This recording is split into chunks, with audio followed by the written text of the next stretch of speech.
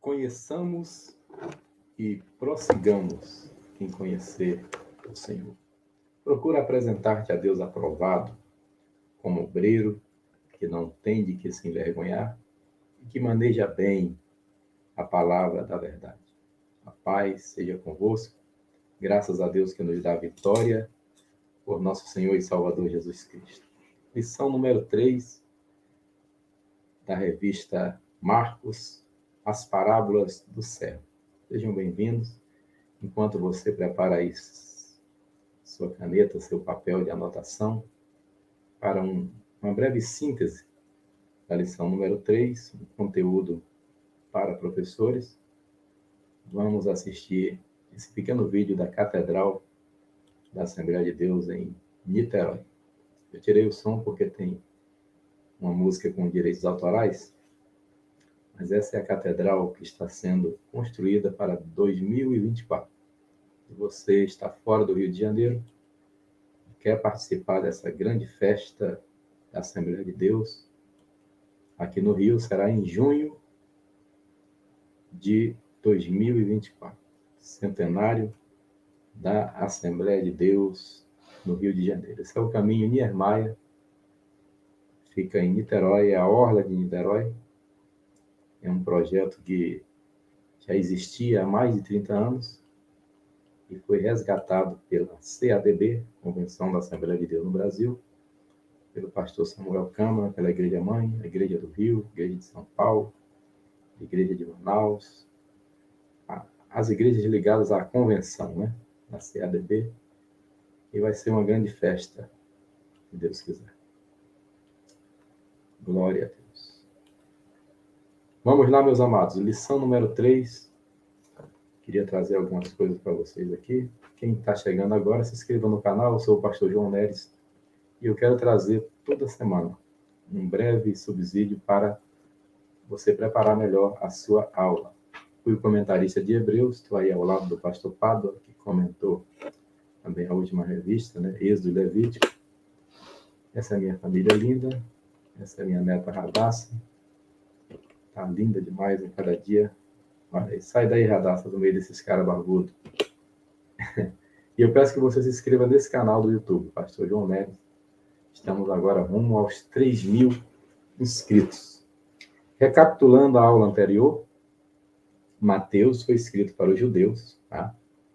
Convém até lembrar que Mateus foi escrito em hebraico. Mateus é o único livro do Novo Testamento que foi escrito em hebraico e não em grego. Mateus apresenta Jesus como rei, Marcos, escrito aos Romanos, apresenta ele como servo, e Lucas, escrito para Teófilo, apresenta ele como filho do homem. João, escrito para os gregos, apresenta Jesus como o Filho de Deus. Na última aula nós falamos sobre a tríplice missão da igreja, segundo a teoria de John Stott. Querigma, pregação, koinonia, comunhão, e diaconia, serviço. É muito importante saber disso, porque essa revista de Marcos tem como subtítulo o Evangelho do Servo Jesus. Estamos estudando sobre o servo e de forma muito didática, né? Todos os títulos estão com a palavra servo, né? Parabenizamos aqui o comentarista, nosso irmão Ney Maranhão, e equipe editorial. Vamos lá. Então, prosseguindo, como hoje nós falaremos de parábola, né? Convém entender e explicar melhor para os alunos o que é parábola. Segundo a Enciclopédia de Bíblia, Teologia e Filosofia, de R.N. Champlin, essa enciclopédia tem 6 volumes. Eu recomendo, usei muito no seminário. Fiz o Seminário Batista do Sul, de 95 a 2000, e usei demais essa enciclopédia. Diz que a palavra portuguesa parábola vem diretamente do grego parabolê, que é por ao lado de, com o sentido de comparar, a fim de servir especificamente como ilustração de alguma verdade ou ensino. Bem, então a parábola serve de ilustração. Falando em ilustração, o maior nome no Rio e acho que no Brasil que nós conhecemos como pregador de ilustrações é o pastor João Ribe Palharim. E um dia, muitos anos atrás, meu filho Naum esse ano está fazendo 25 anos, e o Naum era criança ainda, e nós saímos da igreja aqui em Campo Grande, em Arthur Rios, para a nossa casa, e o João Ribe Palharim começou a contar uma parábola. Começou a contar uma ilustração do reino de Deus. E nós saímos da igreja e ele está contando. E a história era só essa. Que um homem distribuía pães na favela, na comunidade, e as pessoas vinham receber o pão, mas sempre tinha um menino que ficava no final da fila e somente ele dizia, obrigado, moço. E o homem depois vai recompensar aquele menino, é uma história bonita. Mas isso que eu contei em 20 segundos, ele levou meia hora para contar. E quando eu cheguei na garagem, que eu desliguei o carro, abri a porta, o Naum, que era criança ainda, falou, pai, não desliga o rádio não, não desliga não, quero ver como é que termina essa história.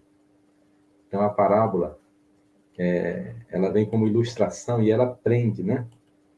Ela traz a atenção da pessoa. Tá bom? E o mais importante que os irmãos vão perceber aqui, nessa lição de hoje, é que Jesus está falando de coisas que o povo conhece, né? E é por isso que é importante nós sabermos o que significa parábola. Bem, eu queria também sugerir a você, professor, uma vez que nós estamos aí há 2 semanas do segundo turno das eleições, aproveita que a lição de domingo é as parábolas do servo, e esse é o domingo anterior às eleições, né, dependendo do local que você esteja ministrando.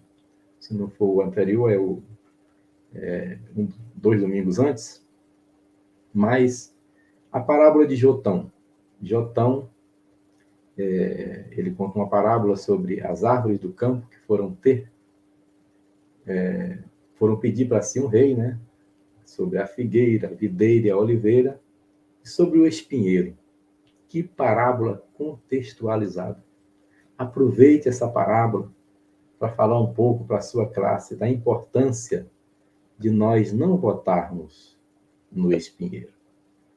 Eu acho que o crente mais infantil saberá entender quem é o espinheiro.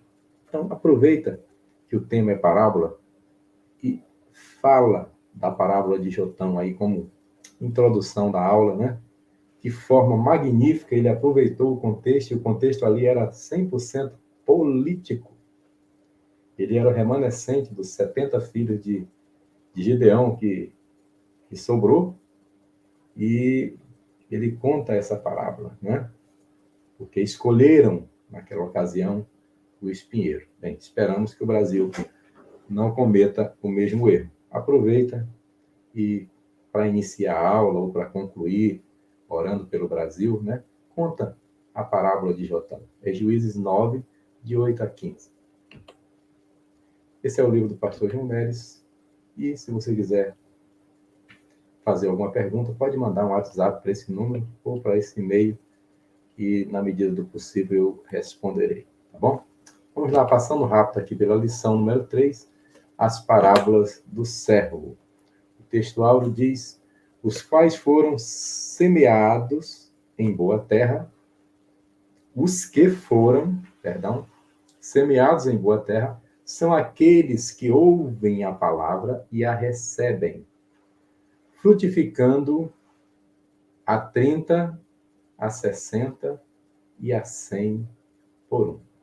Bem, eu fui o comentarista de Hebreus e Tiago, e lá em Tiago teve um versículo que está na lição, que fala que a palavra não era misturada com fé. Está ligado com isso aqui, né? Depende da terra, né? Nós fomos chamados para frutificar abundantemente no reino de Deus. Essa é a verdade prática. O texto, Marcos 4, do 3 ao 34, é o capítulo desta aula. A parábola do semeador. Essa é uma das parábolas mais conhecidas que Jesus contou. Convém lembrar aqui que Marcos, segundo o comentarista, ele tem apenas 6 parábolas, né, no seu evangelho, e 4 estão nesse capítulo de número 4, ok? E a primeira e a principal delas é a parábola do semeador. Aqui divide em importância. Olha que importância, né? Primeiramente, destacando aqui que Jesus, quando contava uma parábola, não era com o intuito de fazer com que o pecador não entendesse. Pelo contrário, os religiosos, com toda a sua hermenêutica, eles tinham dificuldade de entender os mistérios do reino de Deus. Enquanto as pessoas simples entendiam facilmente a parábola de Jesus. Porque semear é o que eles faziam todo dia. Aí Jesus diz, um semeador saiu a semear. Ele fala, opa, eu fiz isso ontem. Ontem eu plantei feijão. Ontem eu plantei arroz. Ontem eu plantei trigo. Então, quando Jesus dá esses exemplos, ele traz a elucidação de uma maneira muito fácil para as pessoas simples, enquanto os religiosos, cheios de teorias, têm dificuldade de entender, né? Fala do tema central, e ao semeador, uma parte caiu à beira do caminho, e vieram as aves do céu e comeram, né? Então, ele coloca aí como tema central, né? Nessa parábola, o solo representa o coração humano. O coração é que vai fazer a diferença. E no subtópico número 3, vou botar aqui para lembrar, a dinâmica do reino de Deus. Essa dinâmica do crescimento. Os que foram semeados em boa terra são aqueles que ouvem a palavra e recebem frutificando a 30, a 60 e a 100 por um. A dinâmica do reino é crescimento. Crescimento, né?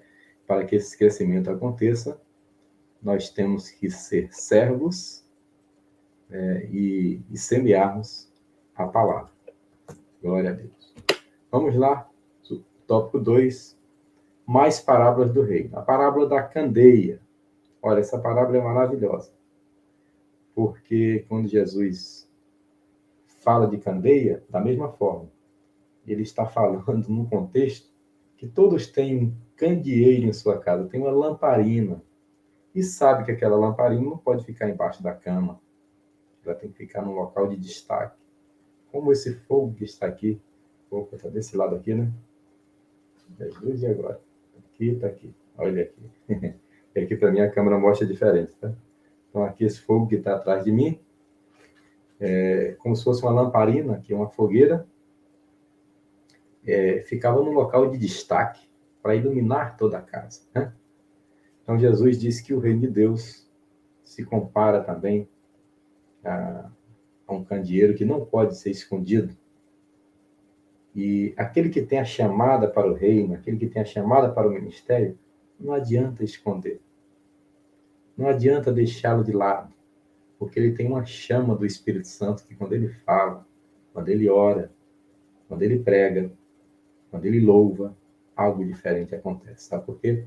Porque ele é uma candeia acesa para a glória de Deus. A parábola da semente que cresce automaticamente. Isso aqui é outra coisa que nós podemos tocar com os alunos, informando sobre o trabalho, né? A cultura de quem estava ouvindo Jesus. Todos eles sabiam que ele lançava a semente lá e no tempo certo eles vinham e colhiam. Então Jesus vai dizer em Marcos 4, 27, depois... Perdão, aqui tem um texto antes. Marcos 4, 35, perdão. Não, estou no tópico 2, vamos lá, peraí. Estou no tópico 2, deixa eu voltar aqui. A 35 é do outro tópico, tá? Então, primeiramente, é 4, 22 mesmo. 4, 22, que diz, pois nada oculto Nada está oculto, senão para que seja manifesto, e nada se faz escondido, senão para que seja revelado. Nós estamos num contexto de tanta fake news, né? Nessas eleições, e cabe muito bem esse texto aqui. Nada há oculto que não seja revelado.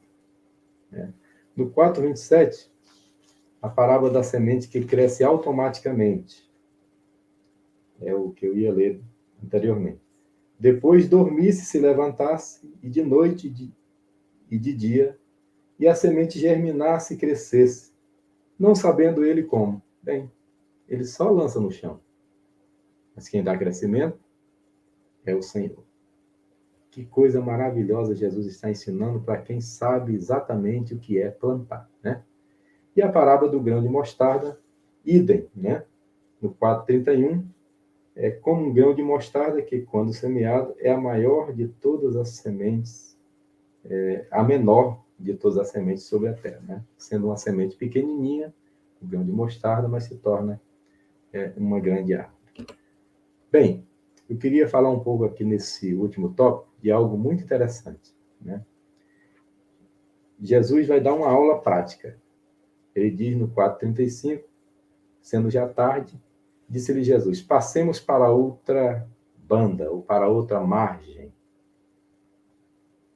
Jesus tem um objetivo de passar para outra margem. Primeiro, ensinar algo para eles no meio da travessia. E depois ensinar algo para eles após a travessia. Tá? Então, o cenário da aula, Marcos 4:35, Jesus vai chamá-los para o outro lado, e já é tarde, né? Já é tarde, está escurecendo, e talvez não fosse um horário muito bom de pegar a embarcação, mas Jesus vai nesse horário, né? 4:38, a confiança em Jesus. Jesus estava na popa dormindo sobre um travesseiro, e eles despertaram e disseram: Mestre, não te importa que pereçamos? Jesus estava dando uma aula. Jesus estava descansando de propósito. Ele sabia que aquela tempestade vinha. E o subtópico 3 fala do poder de Jesus. 4:39 de Marcos. Ele, despertando, repreendeu o vento e disse ao mar: acalma-te, emudece. O vento se aquietou e fez-se grande bonança. Bem, você já percebeu que Jesus se dirige ao vento e ao mar como se fosse uma pessoa? O mar não ouve, não atende comando, né? Mas eles ficaram abismados e disseram: quem é este que até o vento e o mar lhe obedecem? Bem, alguém não queria que Jesus chegasse do outro lado. Porque na próxima lição nós vamos estudar sobre o poder de Jesus, o poder do servo, a autoridade do servo, não é isso? Deixa eu ver lá. A autoridade do servo é a próxima lição, a número 4. E Jesus vai expulsar uma legião daquele gadareno, certo? Então, o que é que causou essa tempestade? A legião. Aquela legião não queria que Jesus chegasse do outro lado para expulsar os demônios, né? Para tirá-los daquele domínio, para libertar aquele homem. A lição que vem, essa lição do capítulo 5, eu tenho um negócio muito interessante para falar para você semana que vem, não perca. Tá? Eu vou falar sobre os 3 rogos. O rogo do povo da cidade de Gadara, o rogo dos demônios e o rogo do ex-endemoniado. Tá? Vai ser muito legal essa próxima aula, não perca. Então, essa aqui, nós concluímos com essa parte. E Jesus deu uma aula prática. Primeiro ele contou as parábolas e agora ele vai dar uma aula prática acalmando o vento e a tempestade, mas quando ele diz mar, aquieta-te, vento, acalma-te, ele está falando não apenas para a natureza, ele está falando para um ser, os demônios, uma legião mais precisamente, que equivale a 6.000 demônios, que estavam, uma legião era 6.000 soldados romanos. Então, quando o demônio se autodenomina legião, eram 6.000 demônios que estavam naquele homem. Por isso ele corria nu para lá e para cá e ninguém segurava. Ninguém conseguia vencê-lo. O povo estava acostumado. Tem muitas pessoas acostumadas com a dominação dos gadarenos. Mas há poder no sangue de Jesus. Quando a igreja chega, a situação tem que mudar. Então, essa tempestade acontece no final do capítulo 4, porque alguém não quer que Jesus chegue do outro lado. Porque do outro lado tem um grande ministério para ser aberto. E quem vai começar a igreja em Gadara não é Pedro, nem Tiago, nem João. É o camarada que ele vai libertar dos demônios, que vai ser um dos rogos. Ele vai dizer, deixa eu ir contigo. Rogou, Jesus disse, não. Fique aí. Você vai ser missionário para a tua família e para os teus. Coisa gloriosa, né? Então, o capítulo 4, ele está ligado ao sim. Né? A história continua na próxima aula, até porque a Bíblia foi escrita sem capítulos e versículos, tá? Então, a história continua na próxima aula.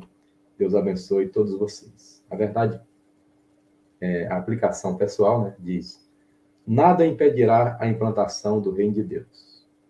Em situações desesperadoras, é essencial manter a fé em Jesus e seguir dando frutos para o seu reino. Jesus tinha convicção que ia chegar do outro lado. Nós temos que ter convicção que vamos chegar do outro lado. E se do outro lado tiver um gadareno ou gadarenos, nós expulsaremos pelo poder do nome de Jesus. E se durante a travessia se levantar o vento e o mar, nós repreenderemos no nome de Jesus. Deus abençoe, boa aula, paz seja convosco. E se você tiver alguma dúvida que eu possa ajudar, pode mandar sua pergunta para esse e-mail ou esse telefone de WhatsApp. Um abraço a todos e a paz do Senhor.